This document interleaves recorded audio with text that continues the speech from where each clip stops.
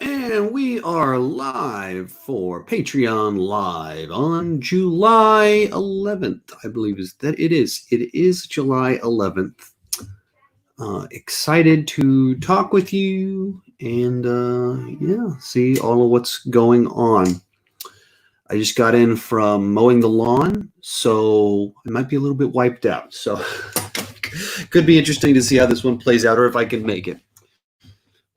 First, Majestic Demon. Good afternoon, Mr. Chandler.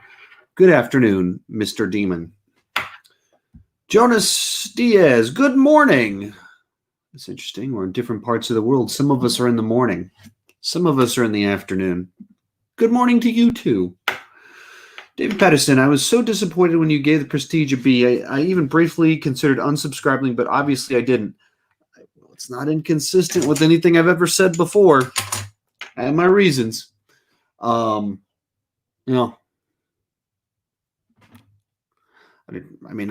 wasn't mean. I didn't in any way indicate that I was trying to persuade anyone to like it less. It wasn't a hate review. I have only motivation to like it more because people have been giving me crap for not liking it enough for 3 years. So, okay. Gamerman, live chat or live rant? I guess we'll find out. I'm back. Yes, we will. Bryce Bailey, hey Sean, what are your thoughts on the new Gotham Police show on HBO Max? Would you prefer it be during Batman's tenure or a prequel series? If you don't know what he's talking about, I was read a question ahead and threw my brain off. They announced yesterday that there is a new TV show about the Gotham City Police for HBO Max that's being produced by Matt Reeves and is tied to the Batman film with Robert Pattinson. My first inclination is to say that there's kind of two immediate thoughts that I have. Is one is I go, another show about the Gotham Police? We just did Gotham, so that's weird. That's just weird. It's really specific to do that 2 times in a row. The other thought is that it's tied to the universe has me a lot more interested.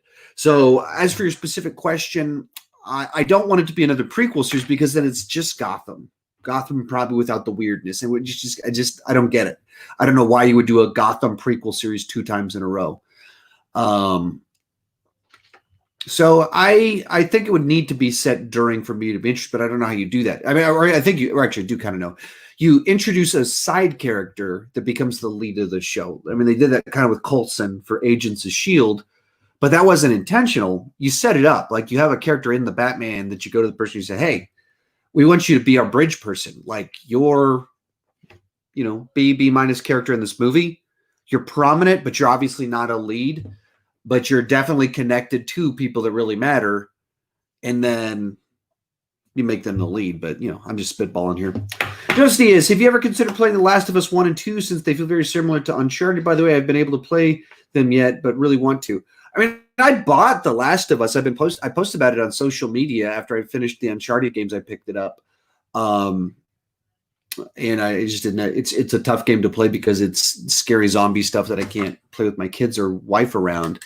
But I mean, I bought it, the first one, and started playing through it. So that's like a lot of that stuff. That's where you want to follow me on Instagram. You want to follow me on Twitter because I put a lot of that out there, and I'll just make little jokes about starting it, and so you can track a little bit more what I'm doing.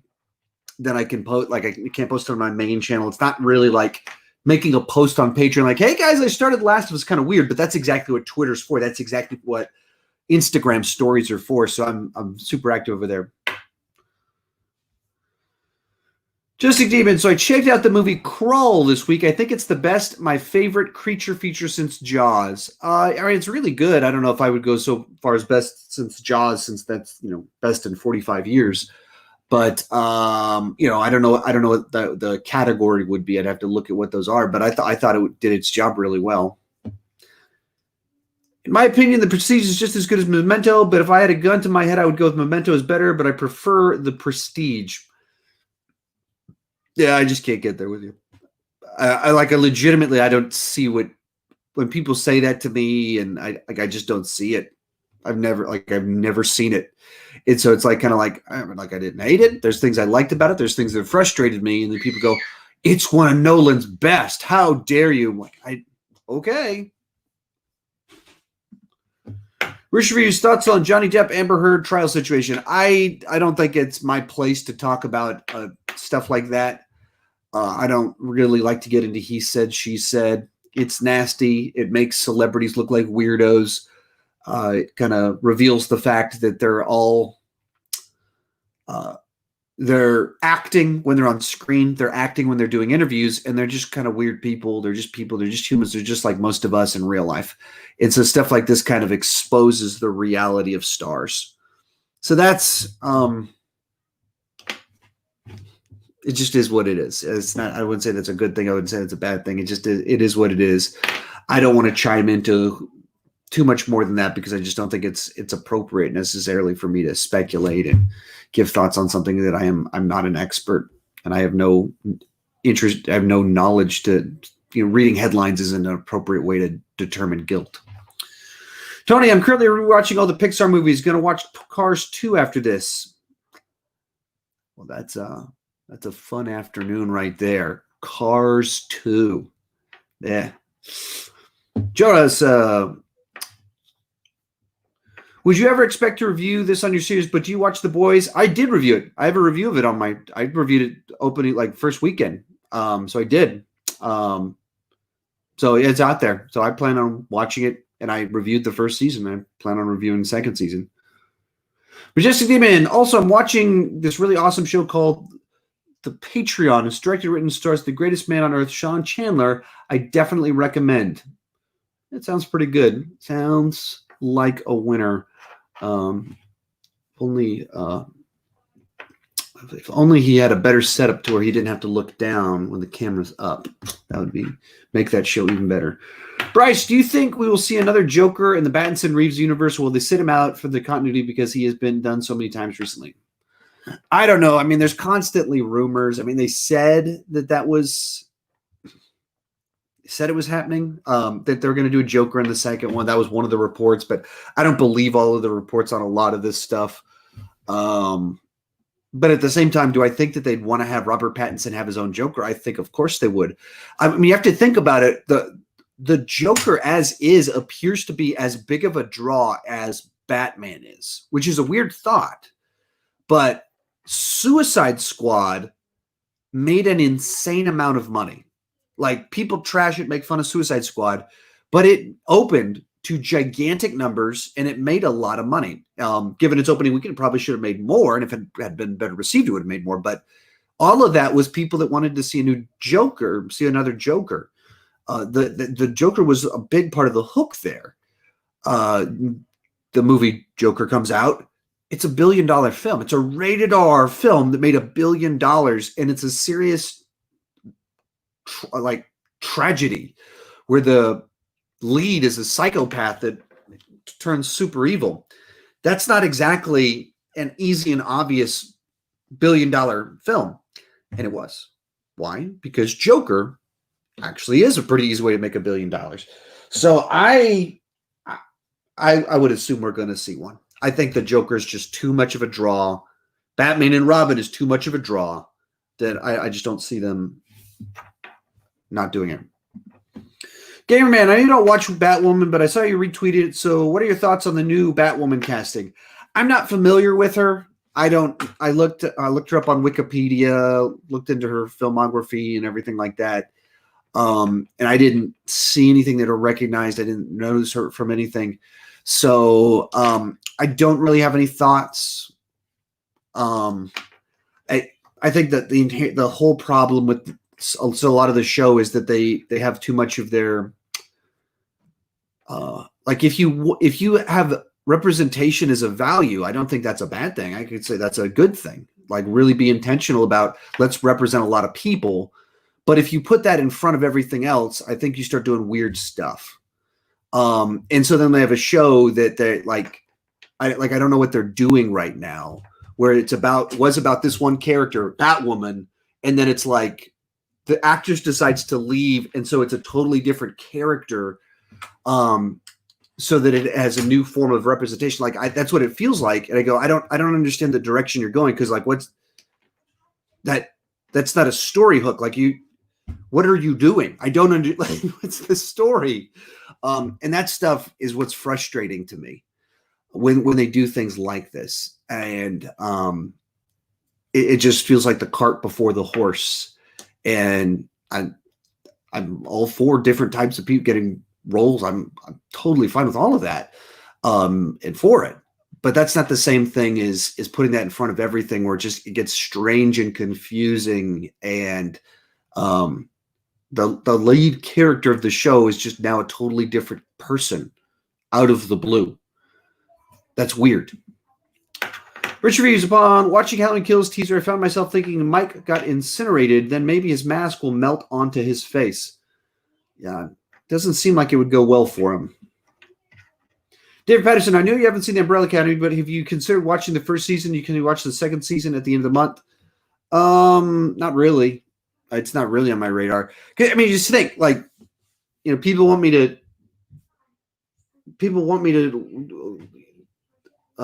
like, I'm working on the IMDb top 15. That's like 15 long movies. It's a very difficult one to just watch all the films for, because they're all long, intensive movies that I can't watch with my kids. I'm trying to still do some family animation ones regularly that I'm watching through with my kids. Like, there's just a bunch of stuff that I have to cover. And so then, here, watch through 10 episodes of this show just so you can watch through 10 more episodes of another show.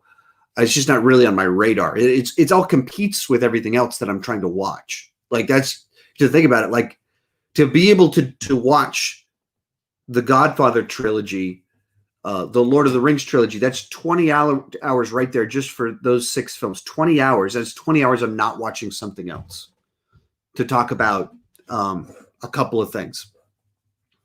So that's what makes all these things kind of difficult.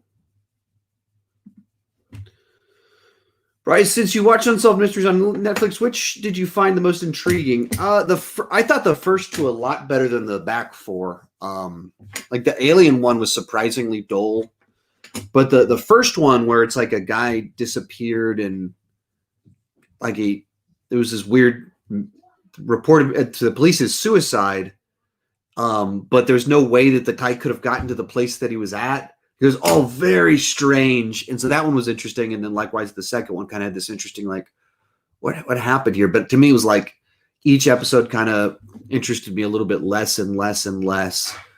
And it was the missing persons and murder ones that seemed to work better for me, because they had this, because they're crimes where there's the pieces just don't fit. And you go, why did the police do that? How did no one see something? How did he get there? Those are the ones that I liked a lot more. Majestic Demon, besides Birds of Prey and Toy Story 4, what are other movies you're very skeptical about? Let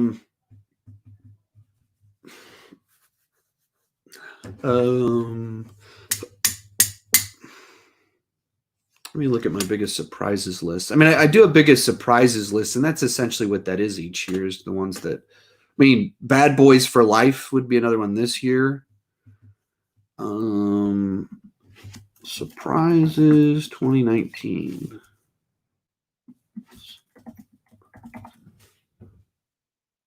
Biggest surprise 2019.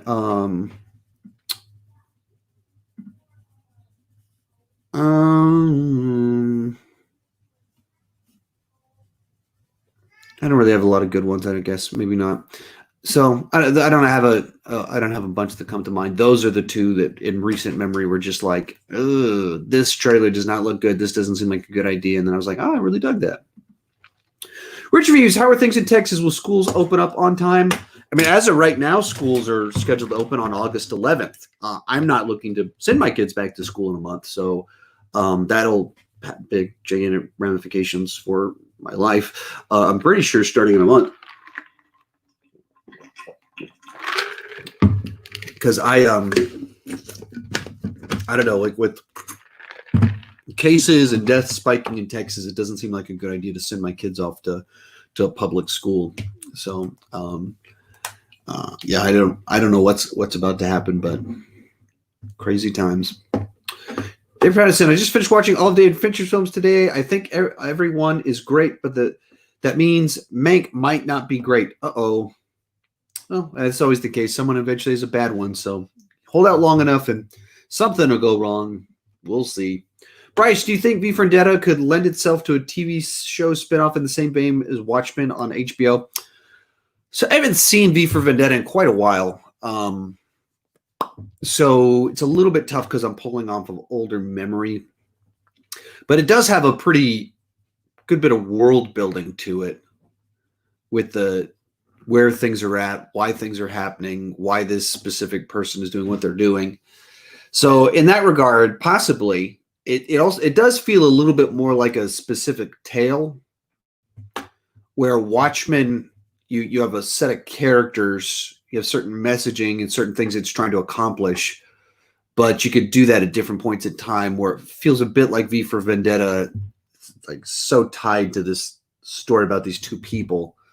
So I think it'd be trickier, whereas with Watchmen, you can go backward in time, you can go forward in time, and it's this strange alternate reality they've created.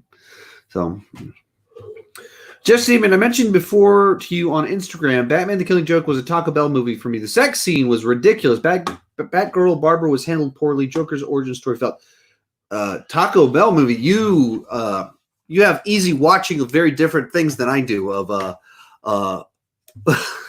It's being the whole Killing Joke plotline is about people being driven mad and crazy, and Barbara being tortured, and so I would struggle to use the phrase Taco Bell to refer to that one because it's does not fit the definition that I typically use for the term, given the nature of the story and how brutal it is. That's not cheap entertainment, as I always normally think of fast food movies. Gamerman, this is probably old news now, but what are your thoughts on Ray Fisher's comments about Joss Whedon being abusive during Justice League reshoots? What I tweeted out a couple of times is that I interpret all of it in light of a really bad situation. That the situation is that the cast shot a movie with Zack Snyder. They were probably happy with their work. The studio didn't like it, didn't like the movie that was made, and went, let's bring someone in to remake this movie. And inherently, that's a criticism to an extent of the actors and actresses, and they're being asked to do more work for something they thought they were done with. So they come in, and someone is telling them to do different things, do it in a different way, which in a sense is all a criticism of what came before.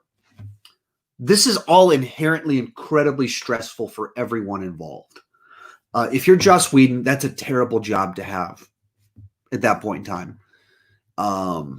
I tend to believe the speculation that Zack Snyder was already out and they essentially used the death in his family as a means to save a little bit of face and make it look a little bit more palatable what they were doing. But I'm pretty sure that feels like something fishy went down there. It was not a clean, oh no, tragedy, let's do the best we can, so we've got Joss Whedon. That doesn't make any sense. Joss Whedon is not comparable to Zack Snyder. They do not have similar aesthetics, similar sense of humor, similar anything. So that entirely feels like a studio executive wanted to hire someone to make it more like the MCU. And that's a terrible job for Joss Whedon to have, and it's going to create a terrible environment for everyone. So I interpret his comments in light of that, which is to say, everyone hurt people. When you're frustrated, when you're stressed, you interpret things wrong. You say things you shouldn't say to someone else that's also stressed out. that also will interpret it wrong, and you get really nasty, nasty situations. So in light of this, you had some other people that kind of backed what he was saying a little bit, but then you had other people that have worked with Joss Whedon for 15, 20 years and they're saying, like, I've never seen him. I've known him 15 years. I've never experienced this. That's not to say it didn't happen on that set, but I've never seen that. And I think the key ingredient there is that Joss Whedon had a crappy job. I even think the fact he's kind of disappeared. This is a guy that's normally really public. He hasn't been public the last few years. And why? Well, he got this really crappy job. It didn't turn out well. Everybody hated him. And I don't know. Maybe he was a jerk. Maybe he was just an awful person. Maybe he really isn't a bad guy, or as he's gotten older, he's become just a nasty, nasty, bitter person. I don't know. And I don't like to speculate as to things that I don't have any real information about and trust Twitter rumors or anything like that. But what's the thing that you can interpret all of it a little bit better? This was a horrible no-win situation for everyone. And in those situations, bad things will happen, and people interpret things badly. Just even shoehorned into me. Mark Hamill and Kevin Conroy are fantastic in their roles. Yes. Dave Patterson, it might be better for me if I stop rewatching Toy Story 3. If you enjoy it, it works well enough. Reeves, thoughts on Paul S.W. Anderson, Monster Hunter being pushed back? Should it go to Netflix? I don't know anything about it, so I have no thoughts on it. I don't really even know what that is.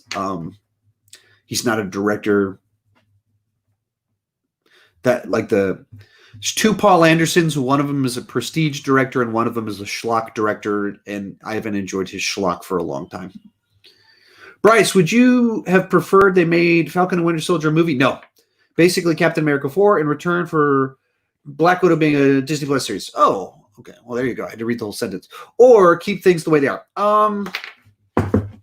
Having not seen either one, it's a little bit tough to say. I think both of them I'd want to have. I think it would be coolest thing is if you had both of them on Disney Plus. Both of them are a series and intertwined a little bit. The narratives crossed. The kind of cool that would be. But I don't think I would want Falcon and Winter Soldier as a big blockbuster movie. For the same reason and same stuff I said in the videos. That I just think that those spy characters, the fun thing you can do is long form spy storytelling, and because they're MCU, they want them to be these big gigantic blockbusters, and therefore they try and put a lot more like spectacle in them than I think even needs to be, and so I wish that I want them a little bit more down to like when I watched the trailer for Black Widow. And there's these shots of like her flying out of a plane with explosions and debris everywhere. She's flying through debris. I don't want that stuff in the movie. Like if my options are a big finale that's her running, like the hallway fight scene in Iron Man 2 or her falling out of the sky with debris, I want the hallway fight scene from Iron Man 2. And Daredevil has proven that you can make that amazing on a TV show budget and with Marvel properties. And so that's really where I would want things to go. So I don't think I would do that. But if I had to pick one of these, I guess for that reason, maybe I would be like, sure, give Falcon Winter Soldier a lead movie and then give her a TV show because I think I'd really like to see that TV show. But who knows? Since I haven't seen either one. Jace, who's your favorite Breaking Bad character? I don't know. I don't really have one necessarily. I don't.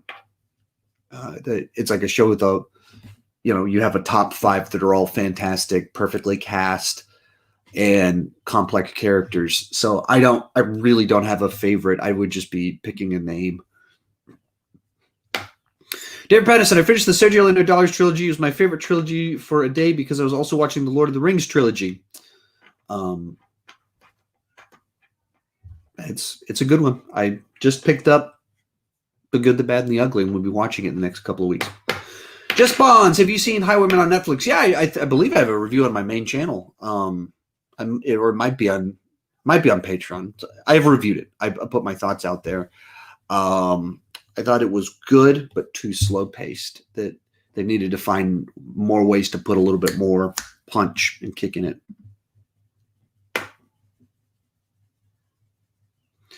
Luke, I'm in the Austin area, and it seems to me like things are going towards more online school.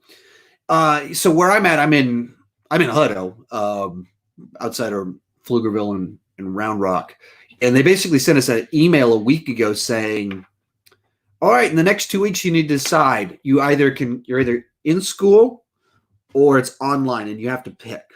And it's like you have 2 weeks to pick. And I was like, "Are you kidding me? Like, we're spiking started a week ago. We're not going to get the death numbers for another week, and even then, we're not really going to get an idea." And they started spiking, but they've kept spiking. It keeps going up, and then there's a 2 week delay for the deaths, and so we don't even doesn't even get a good vibe for where things are at. The last 2 weeks have been the scariest for me because it started to, in personal terms, because significantly more people I know or have connections to have gotten it all in the last 2 weeks.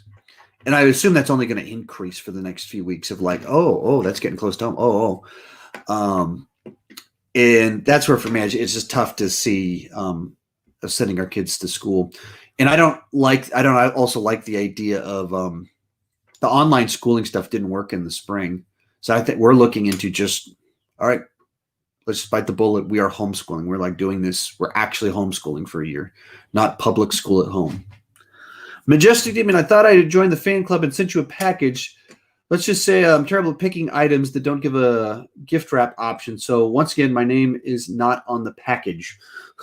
I appreciate it. I actually picked up my mail yesterday, so depending on when you sent it, it might be right over there because we picked it up, but we haven't done the opening yet. Rich reviews. Will we be watching the animated film Superman, Man of Tomorrow, or Deathstroke, Knights and Legends, the movie? I don't know. I watch a lot of the DC stuff. I don't always immediately watch it, so I'm sure I will eventually watch both of them. The way they do their release schedule though is part of the problem because you can buy it digital for $20 and review it, or you can wait to rent it till 2 weeks after. In which case, there's already a bunch of people out there that put out reviews, and so you just get lost in the noise.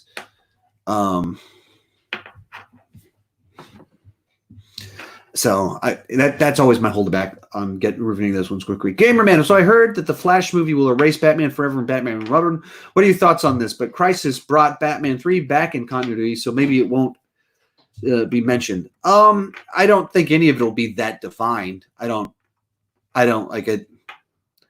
The way they're doing continuity with multiple Earths and everything, there's plenty of wiggle room for whatever they want to do with all of this. And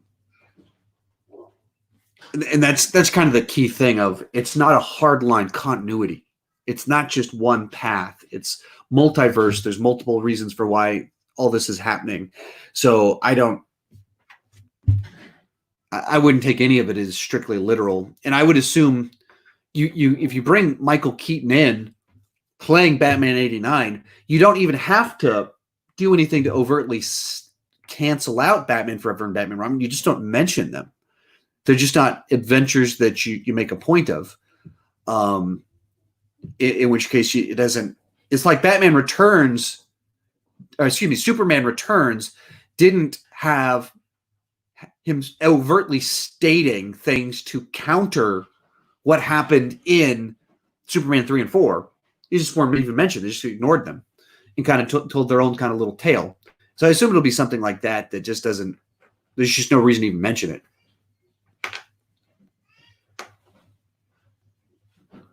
Dear friends, I think you might have misread my last comment. What I meant was kind of the reverse of Daniel Craig Bond films. The odd movies aren't great, but the even ones are. Mank will be Fincher's 11th movie.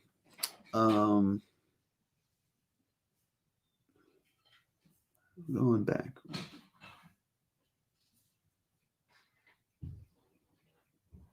Oh, I see what you said. Okay. So when you say I thought every other Fincher film was great, that's to say Mank every other one as opposed to every other. Gotcha.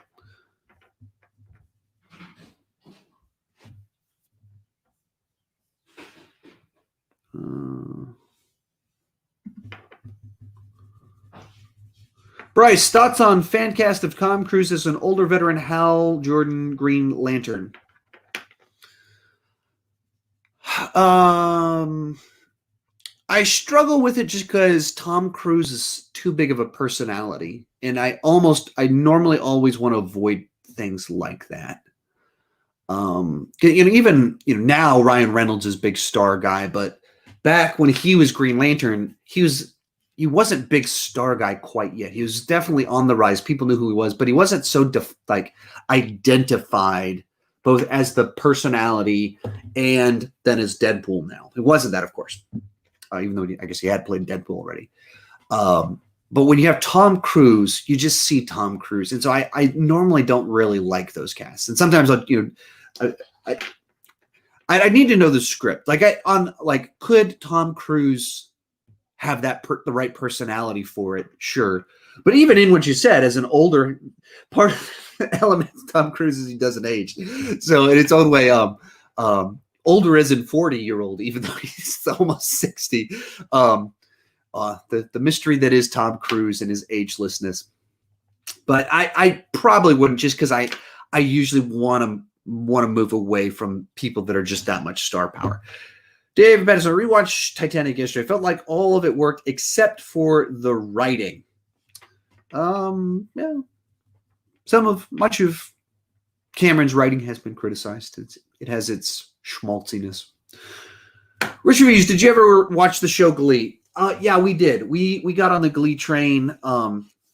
We got on the Glee train for the first season.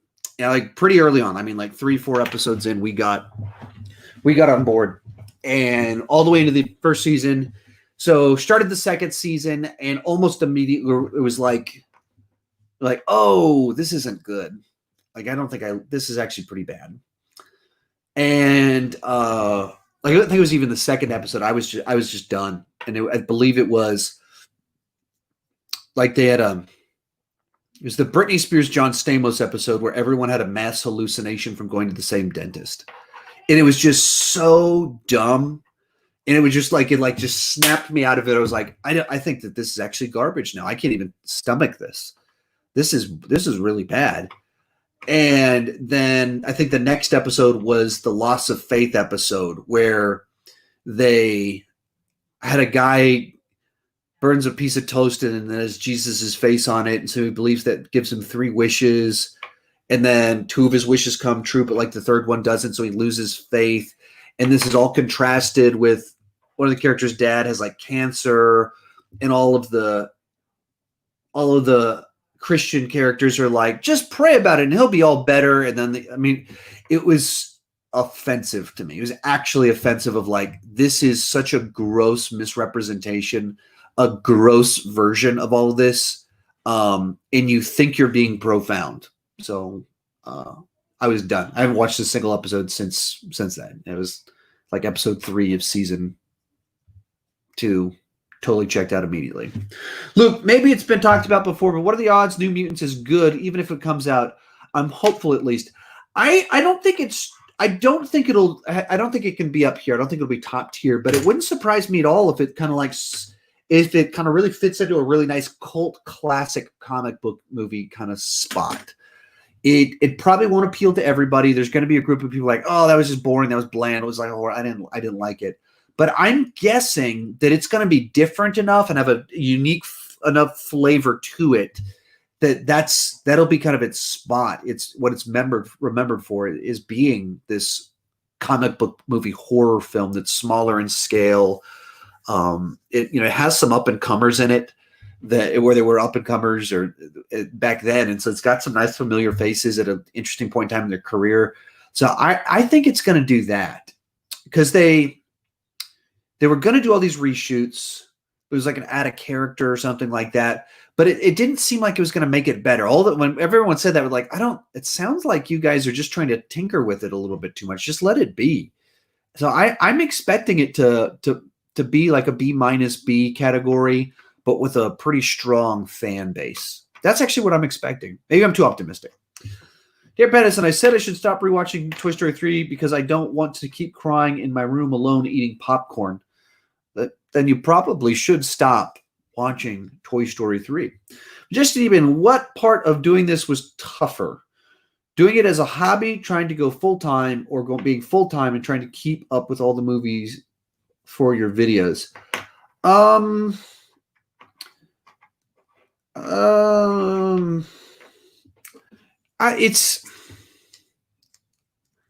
It's a, I don't know. It's tough to say because you experience things very differently in each of those modes.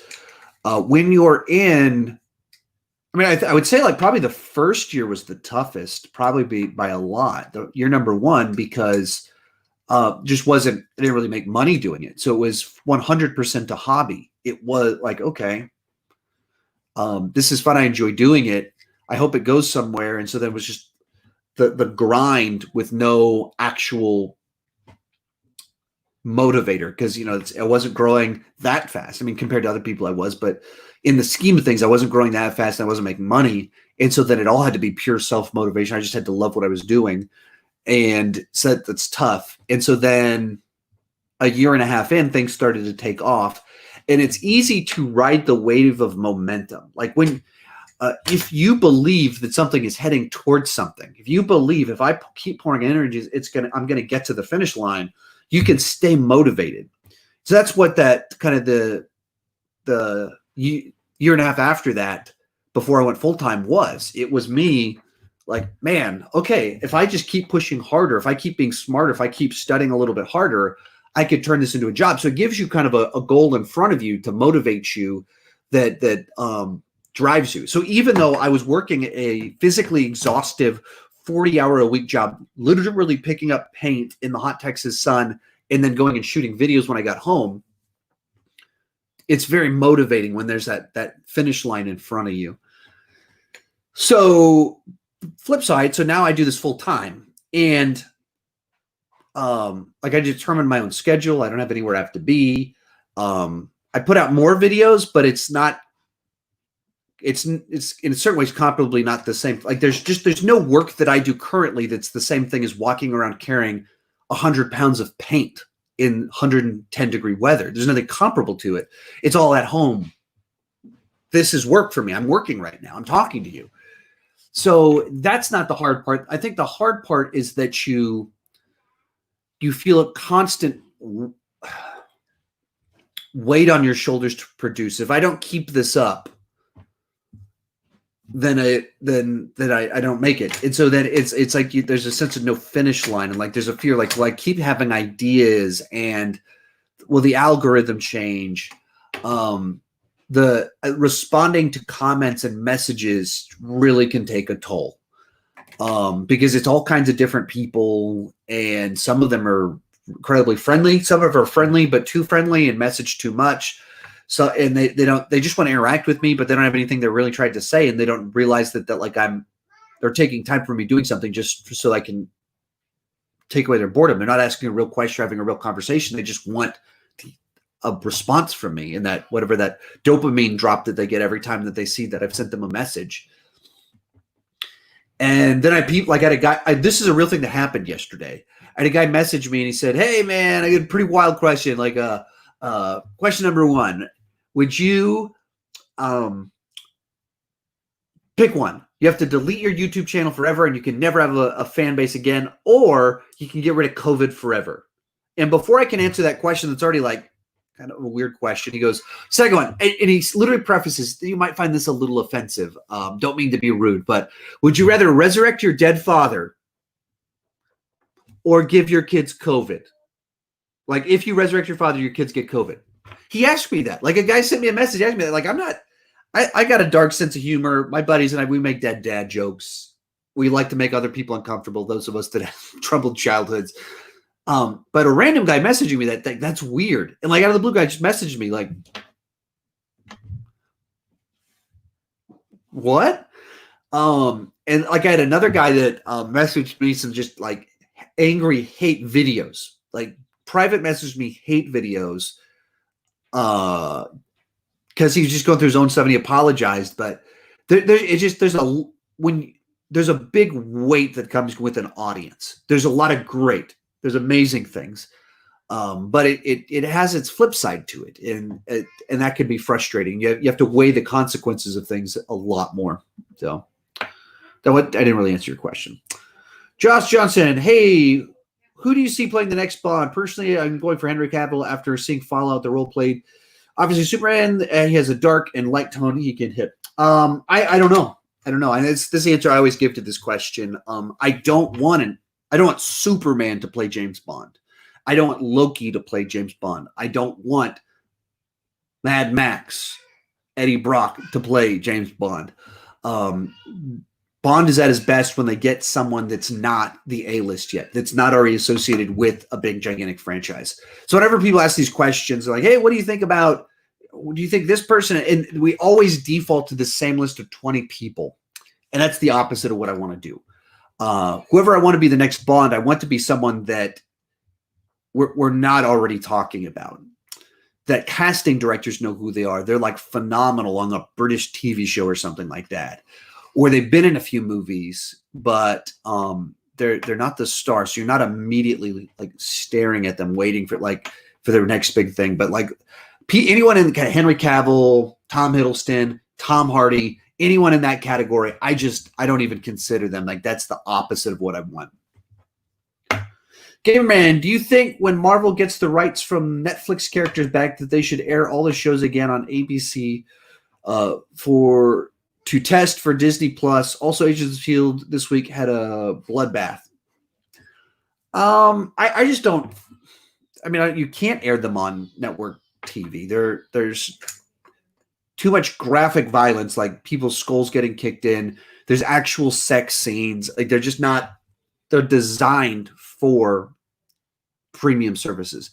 Network television gets fined greatly if you played stuff like that. And then beyond that, it's just not Disney's brand. I mean, Luke Cage and Jessica Jones are hooking up. She's drunk all the time, and her neighbor's hooked out on drugs. And her whole season 1 is a metaphor for rape victims. Like it's just not that's not Disney's brand. So I don't see them. I don't know what they'll do with that stuff. But and I don't even know what the deal stipulates, because it's also like the rights to the characters revert back to Disney. That's not the same thing though as shows that Netflix produced, them not having their own shows anymore because they had the rights when they made them. So it's I don't know, but I don't see those shows continuing or Marvel wanting to do anything with them because they just don't fit the Disney brand. Bryce, do you think Disney Marvel is planning some secret cameos in Doctor Strange 2 as part of the multiverse, like Tobey Maguire as Spider-Man, similar to Keaton being in Flashpoint? It's tough to know this far out what direction they want to take all of that. But as soon as you say multiverse, it seems like they do some pretty wacky stuff. I would expect something. So I'll go with yes. I expect something. Bryce, do you think Marvel should get some skin in the game for the PG-13 animated movie content? I'm not sure what you're asking. Do you think Marvel should get some skin in the game? Or if you could rephrase the question, I'm not quite sure what you mean by that one. David Patterson, how many different films have you seen since quarantine started? I've seen 227. I don't really know. I guess it's a pretty easy way to figure out, because the last one I saw in the theater was Bloodshot. So I can look at my list of movies. Bloodshot was movie number 111. So then looks like I'm 145 movies. Now, if you count every time I've seen Aladdin, Frozen, and Frozen 2, it jumps up to 500 movies, since I've seen those movies a lot. Rich review. So I guess that Fantastic Fest is also going online. What I'd say, I thought it said it was just canceled, but I guess it could be going online. But yeah, they're just not an in-person one, which I was not remotely expecting them to do it. Jess Bonds, would you rather Marvel find a way to bring Charlie Cox into the main MCU or another actor play Daredevil?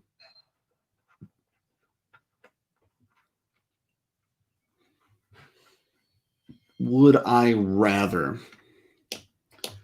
I mean, I think my realistic side just makes me say that I think they have to get a new actor because I just don't think they want to bridge that close to all of the Marvel Netflix stuff. They want to have more control of the character, and they want something on brand. And so as soon as you have that just so tied to it, I guess the other side to it is that if all this stuff with Sony goes down and it really is like this cousin universe, Kevin Feige might just have to kind of acknowledge, like, okay, my tight universe isn't happening anymore. We've got all these little pocket things that are weird and different that play off stuff. And maybe that's even what the multiverse Doctor Strange 2 is going to do. It's kind of create the scenario to where we can have a reason built into the universe why some of this feels so off and different. David Patterson, I took time to rewatch The Irishman just to solidify it as one of my all-time favorite movies. It's definitely one of my favorites. Very cool. Charlie Bushman, are you planning to watch and rank the Avatar Last Airbender and Legend of Korra? I guess we started watching this week. We watched 4 or 5 episodes. I might rank them. People keep asking me about it. I don't know if I'm a good fit to do that. We'll find out. I'll find out. At the moment, it feels 4 episodes in, feels like a strange show for me to rank, even though like a lot of my audience watches it, but that's not the same thing as am I the right person to talk about it? So. Rich Views, thoughts on theater chains suing New Jersey for unconstitutional closure? They're doing what they got to do.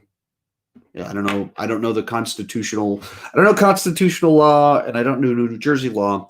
So if they've got a case, go for it. People want to pick on theater chains for they're just greedy and they don't care about the public health. Well, it's not their job isn't to care about public health. Their job isn't to determine what you think is best for you to do. They're trying to stay in business, which in and of itself is a means of public service because they provide jobs and jobs provide income for people. So it's not as simple as just these theaters are bad because they want to make money during a pandemic. Yeah, it's really bad for thousands and thousands and thousands of people if these chains go out of business. Like that has consequences. There's people that can't go to work. So I don't know, anyone that has like a real simplistic, they're good, they're bad, that's probably not the right take on all this because this is complex stuff. Jay's pitch meetings or honest trailers? Pitch meetings. I barely watch any honest trailers anymore. They've got. I think they've lost their bite. The joke's been going on too long, and all the drama over there over the last few years just makes it tough to get to know even who to root for. There's some problems. Majestic Even, so far I've bought 11 movies, Amazing Spider-Man 2, Bad Boys 3, Film Collection, Bloodshot, Pikachu, Jumanji, Power Rangers, Prince of Egypt, Puss in Boots. Fun. That is a random set of movies. David Patterson, what letter grade would you give Alien? I would know you would probably give Aliens an A+, and while I would disagree with that, I understand why, but what about Aliens? I don't know, probably an A. I don't know. Yeah, probably an A, I think. It's a fantastic movie. Aliens is one of my favorites, so I would go higher on Aliens. And so, yeah, Aliens is the one that I give the A+ to. Gamer Man, what are your thoughts on Sarah Lance, White Canary, my favorite female lead in Arrowverse? I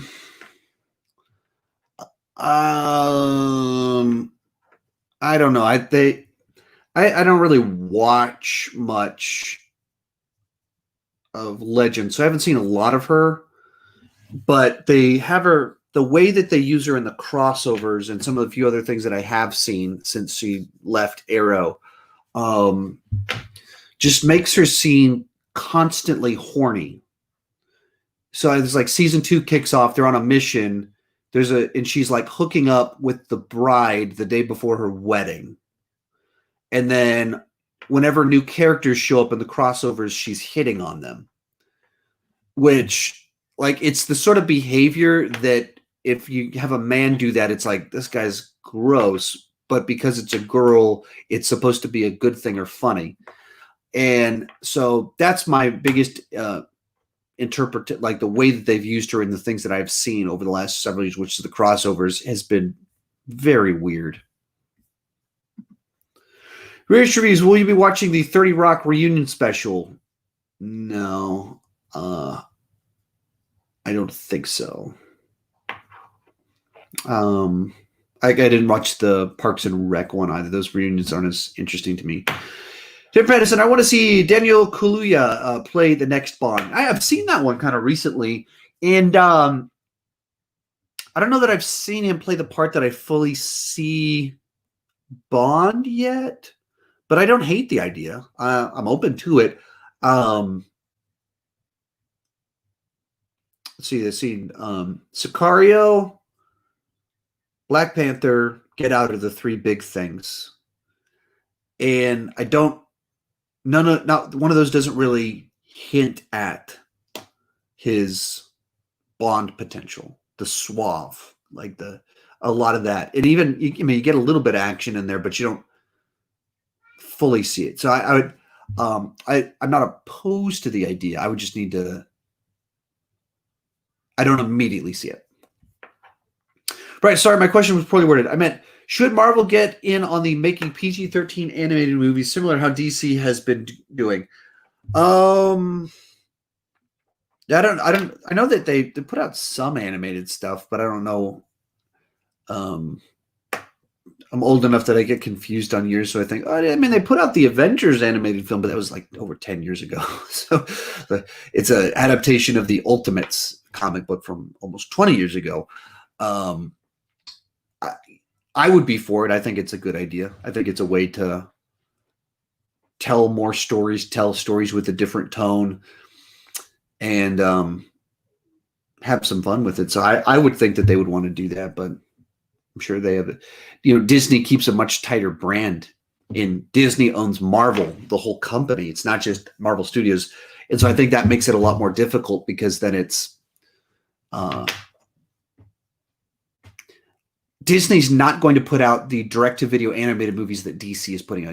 Like, I'm watching through them right now, and so, they're just much more hard edge with what they do. Some of them are rated R, and that's just not what Disney does. I think that's the holdup. Gamerman, I'm against erasing the events of Indiana Jones 4. It's the weakest indie, but it's not Good Day to Die Hard. Also, I think Mutt Williams is the key to a 5th Indiana Jones, so I think he's too overhated. Well, they hate him just because of the movie, and then other things in the movie, and then Shia LaBeouf has had his questionable time periods, and so people kind of turned on him. But I think you just take the character at face value. I don't think there's anything particularly wrong with the character, or the performance. I don't think that they would do that simply because that there's, whether he's overhated or not, that's the perception, is that he's not very popular. He's certainly not anywhere in the realm of Indiana Jones level of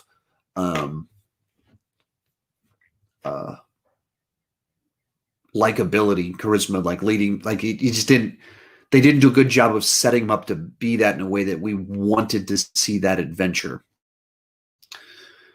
And then, obviously it's been 13 years or whatever, and Shia LaBeouf has openly criticized the film, so he's even burned a lot of bridges. So I don't, for me to see it happening for those reasons, but I don't think there's any reason to erase the film or anything like that. But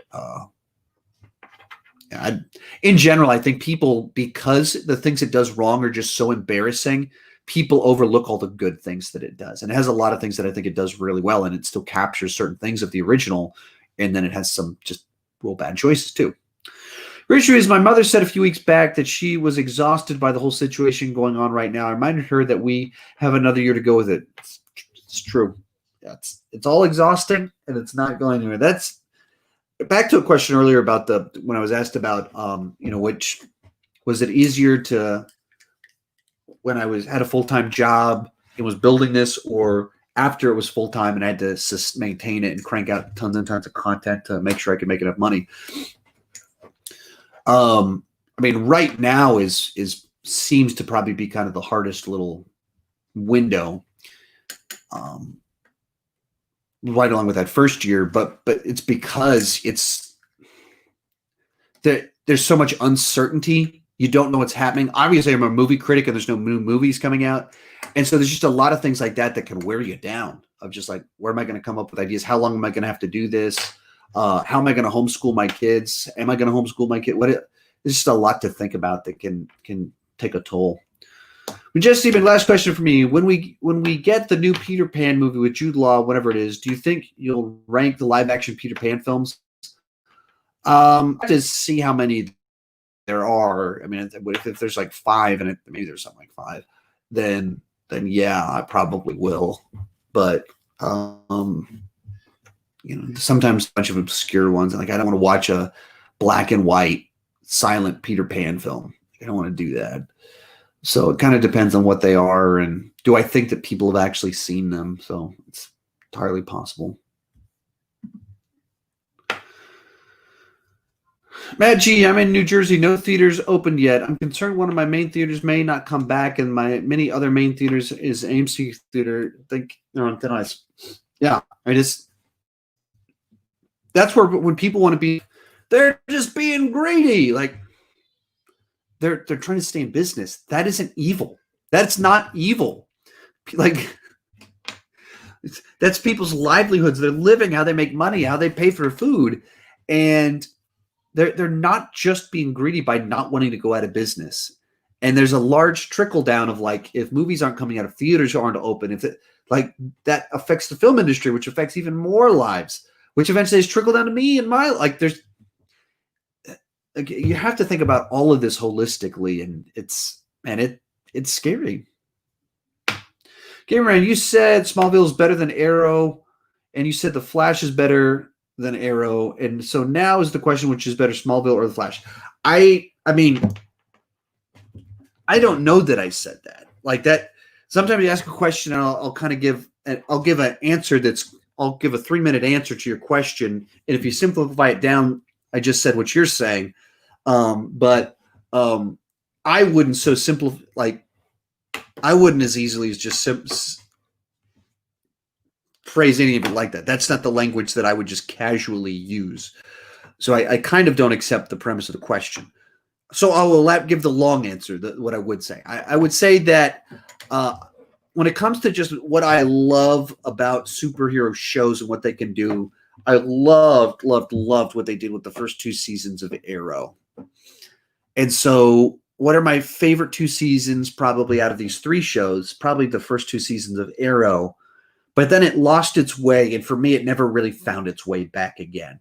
So as a whole, in that regard, I probably have to say it's the weakest of the 3 because it just lost its way so much. It's not that it never had good things again. I really like the prison storyline and some other ones, but just in general, it never had the momentum that it had early on. But those first 2 seasons of all these shows are probably my favorite too. The Flash feels like one that started strong, and it's like slowly like losing some interest for me and momentum. It has some good and some bad, but the longer it goes on, the more I notice the stuff that frustrates me. And so when I watch the older ones, I notice some of the stuff a little bit more because it just things just feel a little bit overplayed. And but Smallville had the same problem. Smallville. I don't know. I just don't know the quote to where I said that Smallville is better than Arrow. I would be nervous about saying that because I haven't watched through Smallville from beginning to end since it ended. So I mean, literally over a decade ago was when I did all of that, and I've rewatched seasons and episodes, but not the whole show. What it did much better than Arrow is that it actually came back. I thought it lulled in the middle and then it came back. And then it ended. I liked what they did the last 2 seasons with him going to Metropolis and some of the plot lines that they did there. But they didn't pay it off very well. They didn't really put him in the suit and give us Superman the episode. They kind of did it, which is a very odd thing to do. So if I'm going to a desert island, I don't even know. I don't like. I just that's where I don't. That's once again why I kind of oppose the premise of the question, because I just don't. I really don't have a definitive, strong position on some of it. Like if I was going to my own Lian Yu, like Arrow, I probably would want to take the show Arrow with me if I had to pick one of the 3 shows. But objectively speaking, that's based largely on the first 2 seasons being my favorite of all those. So I don't know. I don't have an answer for you really. David Patterson, how many movies have you seen this month? I've seen 32. I probably need to talk to people more. I mean, I don't know. I don't keep dates on things like that. Rich reviews. So when was the last time that Tom Hanks gave a truly awful performance? What was that, Ladybugs or Lady Killers or something like that? It was a pretty weird thing he did. It was like 15 years ago. I didn't see it, so maybe it wasn't bad. It was just a weird thing for him to do. David Patterson, I want 85 to be the Logan of the Indiana Jones movies, and since James Mangold is directing it, that gives me hope. Yeah, I like that idea. Intrigues me, but there's a flip side to that just is. I don't know that I want a deconstruction of the Indiana Jones franchise. Not every character lends themselves entirely to that. Logan inherently was this character haunted by his demons. That was always what he was about. So a big Logan modern Western comic book movie send-off makes sense. But that's not at all what Indiana Jones is. Like, not at all. And so turning it in kind of this more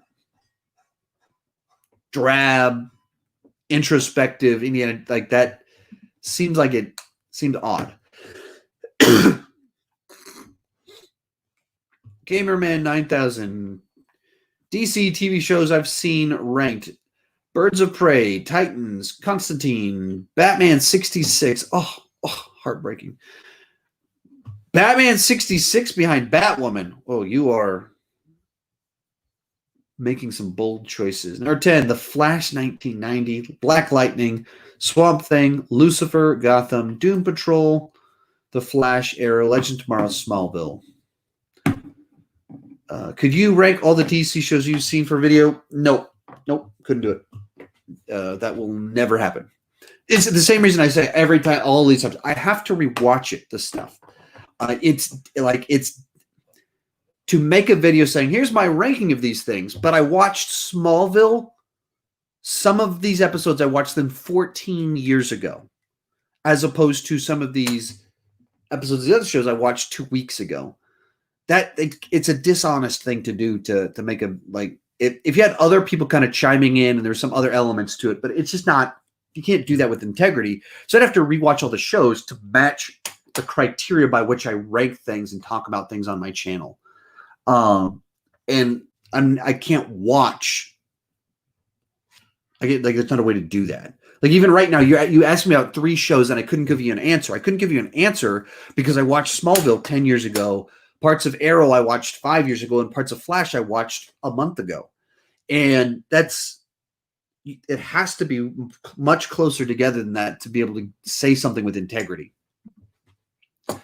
David Patterson, by Logan of Indiana Jones movies, I mean tonally and story-wise. Luke, I work at Regal here in Austin. We still haven't been able to open. The one by the Arboretum that they do the press screenings at. I don't know that a Regal there is. This is the only one I know, is the one by the Arboretum. It's where we do our press screening. So I don't know how long you've worked there, but maybe I've seen you there.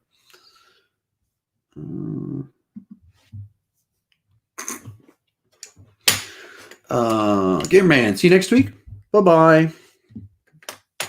Oh, well, I didn't go anywhere. So hopefully Luke's still in here and can let me know. A Regal on 35.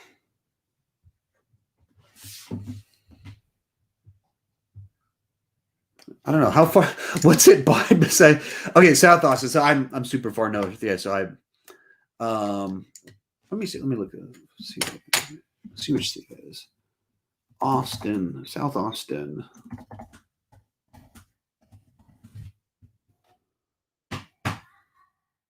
So Westgate or Metropolitan? Or is there another one?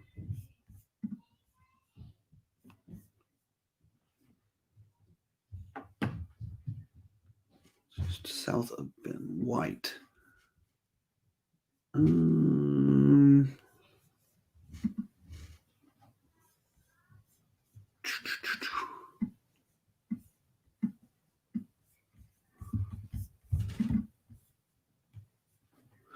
Okay, yeah, Metro. Yeah, that's where I saw Revenge of the Sith.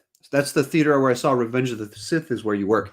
I lived down there from 2004 to 2005, couple miles down the road from there. My roommates went to UT. I didn't go to UT, but they did.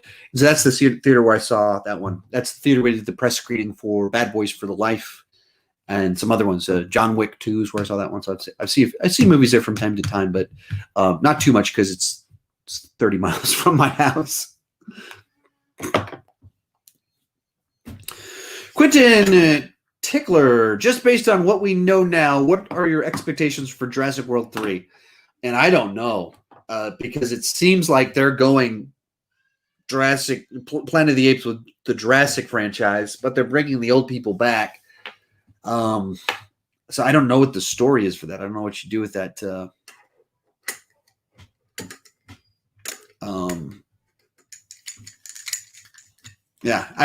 It's tough for me to even speculate on that one. I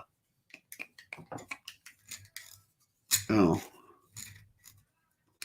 know. I just don't know because the animals are loose. So part of what they've done with these ones is it's the confinement. It's that we're on this island. How do you get off the island? How do we get off the island? Except the end of the San Diego sequence in Lost World, which was dinosaur loose, but that was just a sequence. Even this last one, Fallen Kingdom, island, house, survive, get away from it. How do you do that? So I just don't know for that reason. Josh Johnston, which do you like better, The Shining or Dr. Sleep? I have a ranking where I discuss that. So I don't want to spoil my ranking so you can get my full take on all the Shinings and Dr. Sleeps and all that fun stuff. I worked the Bad Boy screening. How did I not see you? I don't know. I do not know. I was there, had people with me. That was a busy screening for me because was trying to work through why I wasn't invited to a showing of The Gentleman with the PR people. I brought a buddy of mine I'd never brought to a press screening before, and then just two of my really good buddies just happened to be there.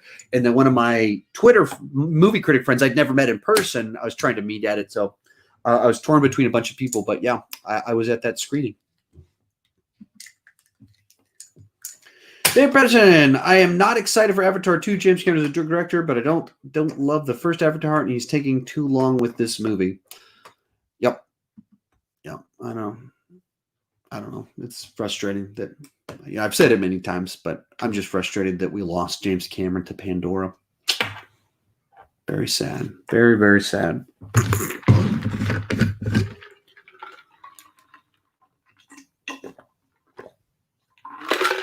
All righty. Looks like that's it for questions. Thank you guys for talking movies with me, joining me over here, and keep talking movies too much. And I appreciate your support on the Patreon.